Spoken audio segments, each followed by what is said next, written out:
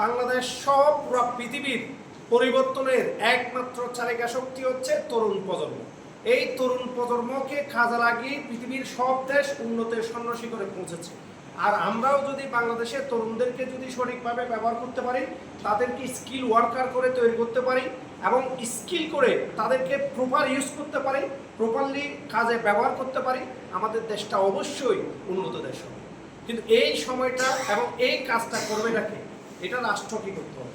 তারুণ্যের উৎসব করেছে, তরুণদেরকে কিভাবে উদ্যোক্তা করা যায়, তরুণদেরকে কিভাবে ব্যাংকিং ফ্যাসিলিটি দেওয়া যায় এবং তাদের উদ্যোক্তা হওয়ার জন্য কিভাবে সহায়তা করা যায়, তাদেরকে কিভাবে ট্রেন আপ করা যায়। এই তরুণরাই দেশের নেতৃত্ব দিবে এবং দেশকে পরিবর্তন করবে। আর এই জন্যই তরুণদের পিছনে দেশের এত বিনিয়োগ, এবং যত বেশি বিনিয়োগ হবে, যত বেশি তরুণরা উজ্জীবিত হবে, তত দেশটা কি হবে, উন্নত হবে এবং সমৃদ্ধ হবে। এই প্রসেসটা আমরা কিভাবে করি আর বিদেশ কিভাবে করি।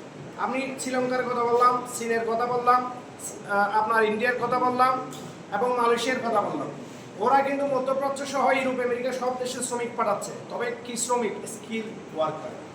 তাই স্কিল ওয়ার্কার কীভাবে পাঠাচ্ছে? ওরা সার্ভে করে যে কারা কারা বিদেশ যেতে চায়, আগামী বছর কারা কারা বিদেশ যাবে, একটা রেজিস্ট্রেশন করবে। পুরো বাংলাদেশে একটা প্রসেস চালাবে যে বাংলাদেশের মধ্যে 5 লক্ষ লোক কি যেতে চায়, বিদেশ যেতে চায়। এই 5 লক্ষ লোকের মধ্যে কারা কোন ট্রেডের উপর অভিজ্ঞ, ওখানে সব ডাটা থাকবে। আপনারা অনলাইনের মধ্যে ফর্ম ফিল আপ করবেন, ওখানে লিখে দেবেন আপনি কী কাজ জানেন। আপনি যে কাজ জানেন, যেই কাজের উপরে স্পার্ট, ওই কাজের পিছা প্রসেস, ওই কাজেই আপনাকে বিদেশে পাঠানো হবে।